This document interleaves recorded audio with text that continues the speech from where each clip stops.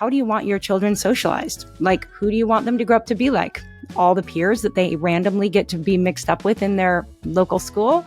Or do you want to choose the peers and the influences in their life? And for me, I am such a big believer in influences. I mean, I just think it's a law of nature. We become like the company we keep. And so I want to be really intentional about the people around my kids. Now, that doesn't mean they're raised in a bubble, but it does mean the people who they're really close to, who they rub up against every day, I want some say in that. Welcome back, friends. You're listening to the Healthy Parenting Handbook podcast, just a thing we all said we needed when we first became parents. Oh, remember that feeling? Where is the handbook for this? I'm your host, Katie Kimball from Kids Cook Real Food, and I bring together experts in the fields of health, parenting, nutrition, and more to help you parents who just desperately want to raise such healthy, independent adults, to get the information you need. Parenting truly is the toughest and the most rewarding job in the world. So thank you for joining me to consult this Healthy Parenting Handbook, your guide to raising kids intentionally. My guest today is Monica Swanson, and she and I are going to talk a little bit about helping our kids find their passions and love what they do, giving them a little space to dabble, and about her circuitous journey to homeschooling. Monica Swanson is a popular blogger at monicaswanson.com, host of the Monica Swanson podcast, formerly called the Boy Mom Podcast, and she's the author of several books, including Boy Mom, Raising Amazing, and her newest book, Becoming Homeschoolers, which is what we're kind of going to talk about today. Monica has spent much of her professional life as a personal coach and trainer, and she and her doctor husband, Dave, have 4 boys. 2 have gotten through college. 1 is surfing professionally and taking college classes online, and she's got a 14-year-old son left at home. She's homeschooled them all in the North Shore of Oahu, Hawaii, where the family enjoys growing tropical fruit. And she's lived in Hawaii for over 20 years. We're having a great conversation today, and I can't wait to share it with you. Monica, thank you for being here. You know, as a mom who has launched some kids into the world, we who haven't quite yet are always ready to sit at your feet. Well, thank you. I'm so excited to chat with you. Tell us a little bit about your kids and the various pathways they've been able to take. Yes. So I have 4 boys, and the first 2, well, I've homeschooled all of them since the oldest was in 2nd grade. He went to through 1st grade in a private school. And then I've homeschooled all the way through. The oldest 2 both ended up, we live here in Hawaii. So they crossed the ocean to a smaller private Christian college in Southern California, Westmont College, Santa Barbara. And they have now this year, the 2nd graduated college. So they both graduated. They both studied, well, one was a data analytics major. The other studied engineering, and they both got jobs locally in Santa Barbara right out of college. So they are adulting and very happy, living near one another, just a really full life there in Santa Barbara area.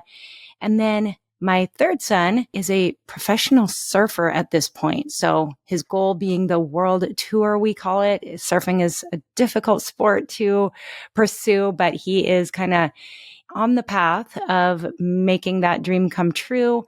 Does a lot of traveling around the world. He's taking some online college classes, but makes our home his home base and is a surfer. And then 6.5 years after son number 3, we had our 4th son. So there's a big gap there. And I am homeschooling him. He's actually doing an online academy. So it's not even officially homeschooling anymore. He is doing an online academy, and he is an avid golfer. So that's kind of his passion. But our family is just super active, super tight. We love each other and support each other's endeavors. And yeah, there's a snapshot for you.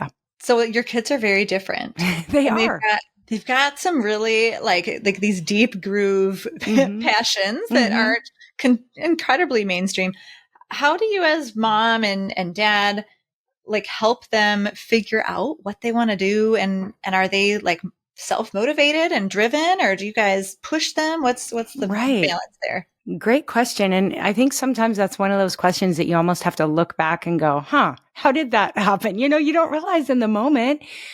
But I think with our homeschool life, there was a bit more freedom to kind of figure out what they loved and were interested in. So for example, my oldest son, who's in data analytics, when he was, I think, a freshman in high school, he started just dabbling in coding, computer coding. I didn't sign him up for a class. We live out in the country on the North Shore of Oahu. So we don't have a lot of options, but he just taught himself how to code. He set up a website. He was really interested in photography and videography. So at the time he was kind of playing around with showcasing some of his photos, and then he started writing stories. So I think there was a lot of dabbling and kind of trying out different things to see what would stick or what he loved. And we kind of just gave him that freedom. I mean, he had a full course load of homeschooling, and all my boys, one passion they share is they're all surfers. So here on the North Shore of Oahu, surfing is the main sport. They all skateboard. We have a skate bowl at our house. They're all just super active in general.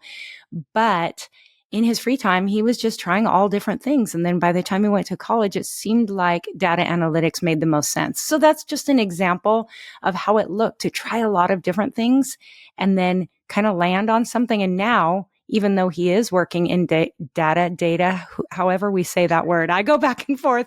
Right. But now that that's like his career, he is still constantly, and he's written and self-published a book, kind of a story for younger boys, an adventure book. He did that, I guess, during his gap year. He still is really active. He runs races and he surfs. And so, all the different things stuck with him, but it all narrowed down to find what really gelled. And I think that's kind of a similar story for each of my boys. It like warms my heart as a mom and a former teacher to hear about the dabbling. And I'm curious if you did anything or didn't do anything that you might recommend. Because I can kind of see in the brains of other moms going, weird. When my teenager has free time, he plays video games. I was just going to say, I think that there's probably a little more not doing than doing. I mean, we gave him a lot of space, but I have said before, I feel really blessed that I got to experience the world before technology became what it is today. Okay. So those first 3 sons were all really raised at a time where, yes, we had computers. Yes, we had the internet, but I think social media really picked up about the time they were in high school. And by then we had some real guardrails. We weren't giving them phones right away. They didn't have a lot of freedom to just be online all the time. And so with that, I saw them. Oh, my oldest son could cry when he talks about the gift of imagination. He loves imagination. And he's passionate because when he was young, my boys lived in their little imaginations. They created stories. They were outside. They had stories, full narratives going on between one another that I didn't even know what was going on. I was like, they look happy. I'm happy. So with that, it's been a little bit sad for me having this 4th son come up in a time where the world is really different. And seeing technology be at the center. I mean, I was taking pictures of him from my iPhone in the hospital. I couldn't do that with the first 3. And so it's just been a different world, for better or for worse. We have to set more boundaries, more rules, and it's always a battle. I'm not going to lie. I have the same battle as everyone else. But, and maybe there's going to be some advantages. Maybe we're going to find some blessings in it. I'm not sure. But I will say, I think a lot of what helped those older boys really be creative and the dabbling was just being in that environment where they weren't sitting there staring and scrolling through phones. I wondered if you would go there. And good. You used the term. It is. You used a term that another podcast guest, Andrea Davis, uses, and that's guardrails. So, P.S. audience, go listen to Andrea's podcast as well. And I think you're right, is that we live in a world of technology, and if we want to in any way recreate a world of dabbling, we have to be really intentional about it. We have to say no. We have to say, go outside. We have to say, you're done. Yes. And obviously my oldest son, I said he was learning to code. So yes, he was looking at a computer, but it was for very creative, purposes that he had intentionality in it. And so I think that makes a big difference. It does. We talk in our family, the difference between using screens to create, consume, or communicate. Yes. Big differences. And we have a lot of consumption in our culture in general. So we gotta be careful. Do you think, now you homeschooled, I don't. Someday I wonder, I hope it's not like the biggest regret of my life, not homeschooling, because it is really, there's a lot of attractive parts of it. Yes. Do you think that non-homeschoolers can still create that dabble space? 100%.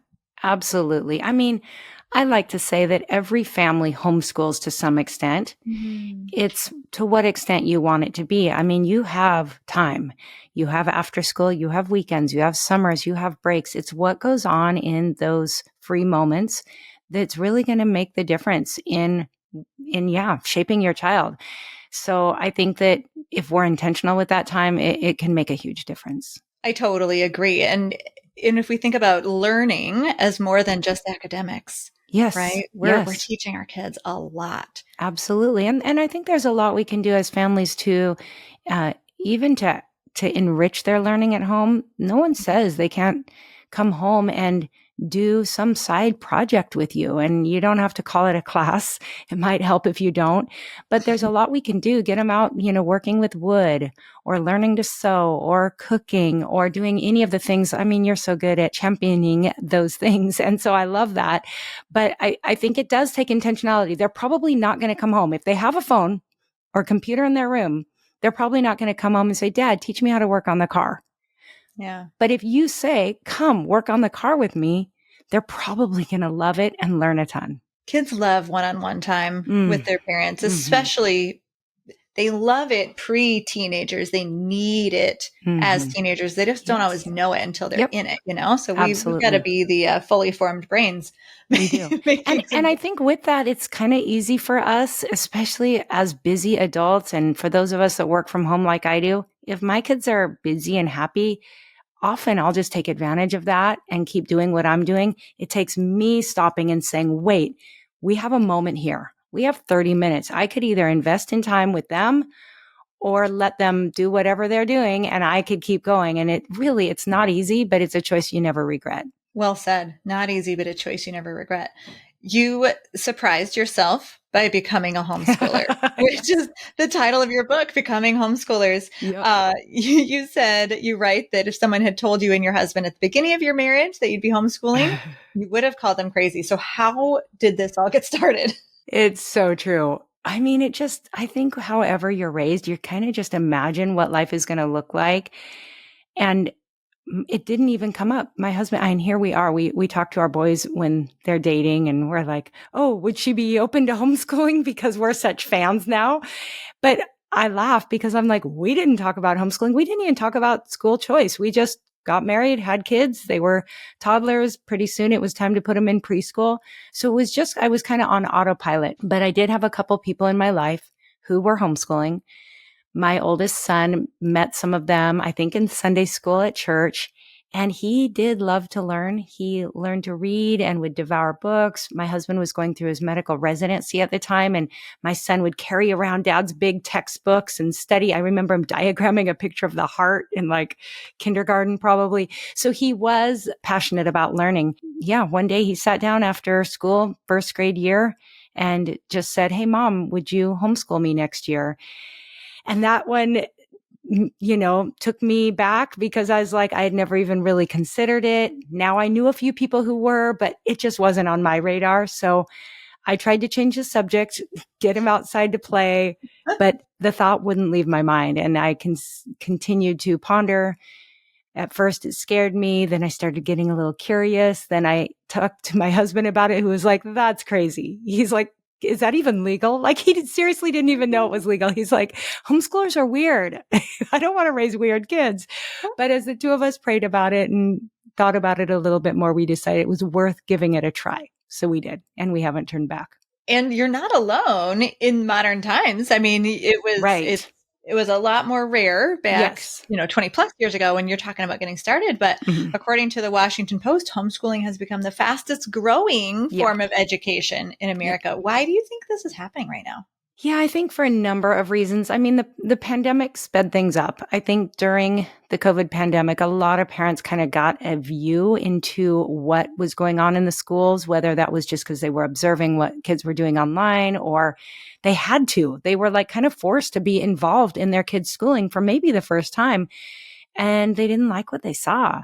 With that, there's also just a lot of cultural shifts that I don't know if we'll ever reverse them. I'd love to believe they could be reversed, but I think our schools have bought into a lot of cultural shifts that if you're a conservative person and don't want your kids being taught things that don't match your values and beliefs or your faith, then parents are like, I don't want to put my kid in that position where they're being taught things that we don't believe are true. So I think that those two things combined, also, there's just more and more opportunities and curriculum and options. I mean, here in Hawaii, we're pretty limited, but many states have the option to go part-time, to do a hybrid situation, to take a couple classes or join the sports teams or do theater or some part of school at school and then part of your schooling at home, which just gives parents a lot more support and options. So yeah, I think there's a lot of factors there. Totally agree. And, you note that, well, of course, homeschooling is not for all families. You kind of think if people would try it, they may find a good educational solution. So if someone is, they have a little 1% curiosity, or their interest is piqued, or they feel like me, like, oh, I wonder if I'd regret this someday, not doing it. What kind of questions should husbands and wives consider if they're thinking about homeschooling? Definitely. Well, I talk to people all the time who are like, oh, I wish I could, but I could never do it. And I'm like, okay, I'm calling your bluff. Like, I'm going to challenge you on that one, giving a little big sister love here, because oftentimes the reasons people give are things like, well, I butt heads with my child. And I'm like, okay, all the more reason to homeschool. You guys need to work through this. Like, that's honestly a parenting issue, not a homeschooling issue. So there's that. And hey, I butt heads with my son all the time too, but we're both getting through it, and it's worth the benefits for sure. But I mean, practically speaking, is there somebody around that could homeschool? Is mom or dad home enough of the time that it's possible? Is there a grandparent that wants to be involved?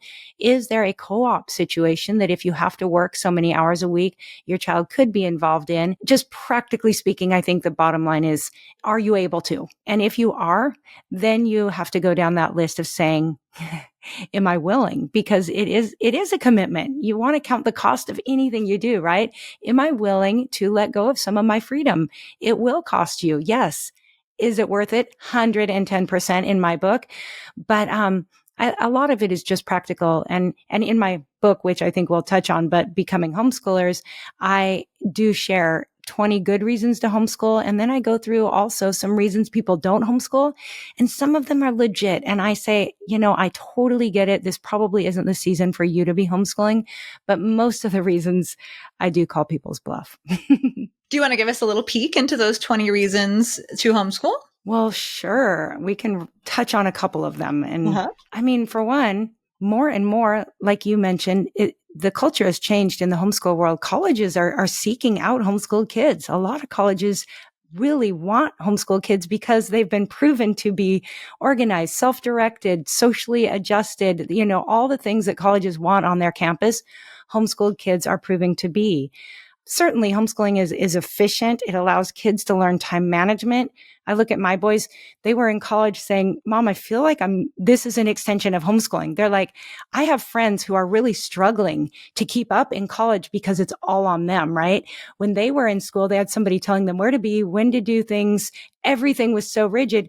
They're like, we're used to this. We go to class. We know what needs to be done. We get it done. So it's like they're already prepared for that time management. Homeschooled kids, we already touched on, can more freely pursue their passions and interests. That's huge, especially for our kids who are into sports and all of that. Probably near the top of my list is some of the things that you can't necessarily put on paper, but it's things like the relationships my boys have with each other. I mean, they grew up doing school. They were the school. The four of them are best friends, from the 25-year-old down to the 14-year-old. When every year they plan a road trip together, just the brothers, like they are so tightly bonded. And of course, I love the relationship I have with my kids. And now that they live far away, I feel like I had those years that I have no regrets because I was with them day in and day out.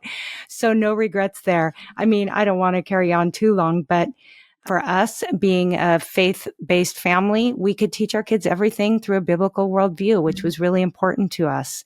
And also, I love that homeschooling allows families to travel and do school around their unique schedules. Here in Hawaii, it's expensive to go to the mainland. We could go when the prices weren't high because other people weren't traveling. We could take breaks when we wanted. My husband's work schedule at the hospital is a little unique, so we could work around that. So those are just some of the side little benefits. For sure. I think the word freedom is really pivotal here. You actually, the first time you used the word freedom, you said it would limit your freedom. as far Mm-hmm. as, if you have to be the teacher, you got to be there. Someone has to Yes. be there. But more often you've used freedom as the freedom to travel, the freedom to learn Yes. at your pace or what you're most interested in, the freedom to teach in the way. Yeah. Yes. I'm glad you pointed that out. I mean, I just like to be real because I tend to be like a salesperson and be like, everyone should homeschool. You're going to love it. And then I'm like, wait, remember those days where you cried? Remember that you very seldom go out to lunch with a friend because you really need to be home. The truth is there is sacrifice, but the freedom it offers the family overall is huge. And I can get out to have lunch with a friend. I absolutely can. It just takes a little more organization. For sure. For sure. You also brought up one of the myths that you said your husband came up with when you were first talking about it, that homeschoolers are weird. You always say Yeah. weird, unsocialized homeschoolers. I Right. think it's a pretty well dispelled myth because I hope homeschoolers are so. so busy and doing generally so many things. But what do you tell parents who are worried, oh, my kid won't get socialized? Yeah. Well, I confess in the book that I have to be careful because I think those of us who have heard that question too many times, we tend to, on a bad day, we might get a little snarky. I bet. On a good day, I'll be like, okay, I used to think the same thing. So come on, Monica, you can roll with this. But probably the first thing that comes to my mind is, how do you want your children socialized? Like, who do you want them to grow up to be like? All the peers that they randomly get to be mixed up with in their local school? Or do you want to choose the peers and the influences in their life? And for me, I am such a big believer in influences. I mean, I just think it's a law of nature. We become like the company we keep. And so I want to be really intentional about the people around my kids. Now, that doesn't mean they're raised in a bubble, but it does mean the people who they're really close to, who they rub up against every day, I want some say in that. So I think if anything, homeschooling offers us the opportunity to give our kids good socialization. They can go to a co-op, they can play sports, they can be involved in their church or their youth ministry. I love that homeschooling offers us the chance to socialize our kids in the best way possible. With that, I say, worst case scenario, what if your kids grow up a little weird? Well, you know what? There's worse things in this world than being a little bit weird, right? Like Elon Musk. I mean, you look at Mark Zuckerberg, a lot of the most successful people were probably a little bit weird growing up. And further, I like to point out that when I was in school, public school, there were plenty of weird kids there too. So I don't think it all comes down to whether or not they're homeschooled. I think there's just kids who are a little bit quirky, a little bit different, and oftentimes they're the most successful people, and they end up growing up to have a very well-rounded, happy, and healthy life. So I'll add one more thing I like to say to this. In case anyone listening is on the fence thinking about homeschooling, I like to say your kids are most likely to become like you if you spend a lot of time with them. So if you're a little bit weird and you homeschool, then yes, your kids will probably grow up to be a little weird. But if you think of yourself as a pretty, socially well-adjusted person, then you can probably rest assured your kids will grow up to be like you in that way too. I used to say when my second was born, my only girl, I have 3 boys and a girl. And I said I couldn't homeschool because if I said 2 plus 2 is 4, she'd say, no, it's 5. Mm-hmm. Yeah. And we that all sort of came to a head in middle school. We actually did homeschool her for 7th grade because of the pandemic. We made a different decision for each of our kids, which is, I'm sure that's what you teach too, is like every year is a new decision and every child is, different. So middle school, that can be a tenuous time for kids. It can be a tenuous time for the parent-child relationship. Mm-hmm. What have you found middle schools like at school at home? Oh, goodness. I think one of my favorite chapters in my whole book is I walk through, after we ask the questions, give the 20 reasons to homeschool and reasons why you might not homeschool. I walk through from preschool to high school, preparing for college. And the middle school chapter, I actually took some extra time to just talk in general about what's going on in middle school, because it's kind of a stage of life that I've always loved. It's like all at once so awkward and awesome, and they're so funny, and yet they're so up and down. Like, middle school's hard. If anybody can just stop and remember what it was like to be in middle school, I wouldn't want to relive those years ever. And so I really wanted to take some time to just say, what's going on there? What's going on hormonally, socially, physically, spiritually, all the areas of a child's life. And with all of that in mind, I think it's such a great time to homeschool. It just gives kids a safe and secure place to go through all the weirdness without having to deal with all the social stuff at the same time every day in their face. So I think that homeschooling through middle school gives you an opportunity to talk a lot about identity, some of those things that are so important to me, especially spiritually speaking. Gives you a chance to let your kids kind of figure out, one day they come out with their hair combed one way, the next day it's different. And you can just kind of overlook it, not say anything, because they're just trying to figure out who they are. But I think middle school is a great time to homeschool. That is so fun to hear. And just the way you describe it as a safe place to just be weird. Yes, just be everyone weird. You're either are weird for sure, or you think you're weird, or you think everybody else Totally. thinks you're weird. Yes. Oh, what about high school? Because I do think when I talk to homeschoolers who are homeschooling high school, it's a little bit different feel. Yep. What do we need to know about transitioning to high school? Yes. Well, high school, the stakes are a little higher. That's really the first time that it's really important that we're keeping track. Like you can get by elementary through middle school without having to do a lot of record keeping. I mean, I still recommend it. It's good to do. And who knows if we'll have to one day. But high school, you really need to, especially if your child wants to go to college.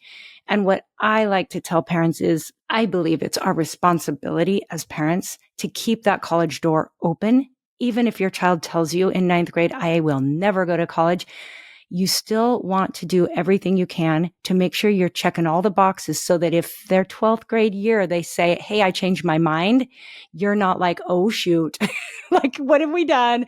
So keep that door open. Do everything they would do in any other traditional school so that if they choose college, that is an option.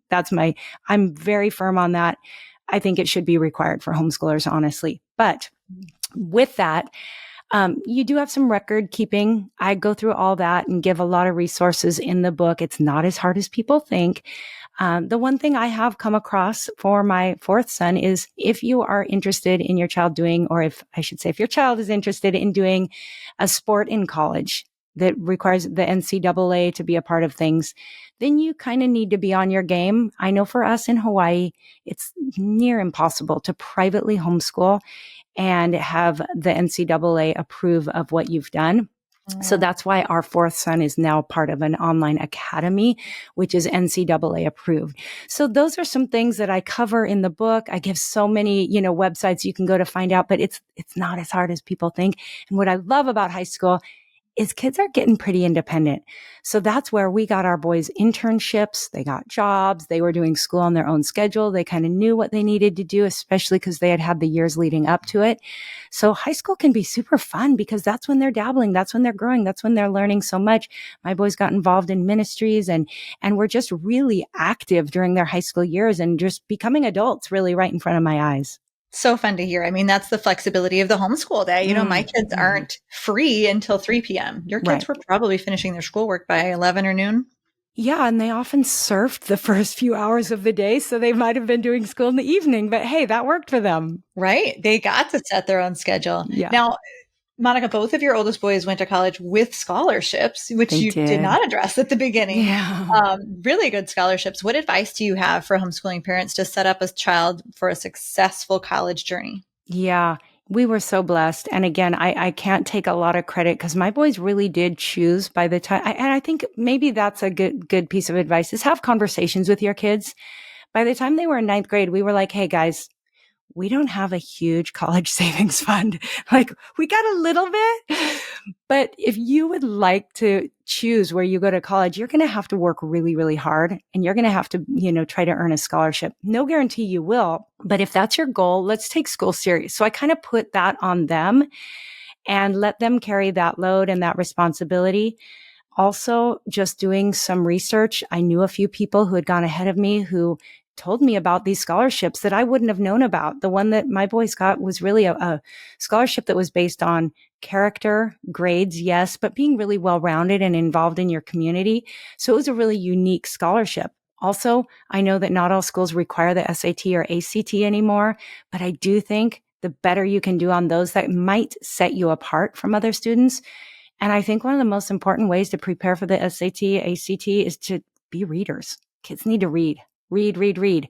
My 14-year-old doesn't like to read. I'm working hard on that right now because I'm like, buddy, I really believe the more you read, the better you do on these tests. So that's my personal opinion.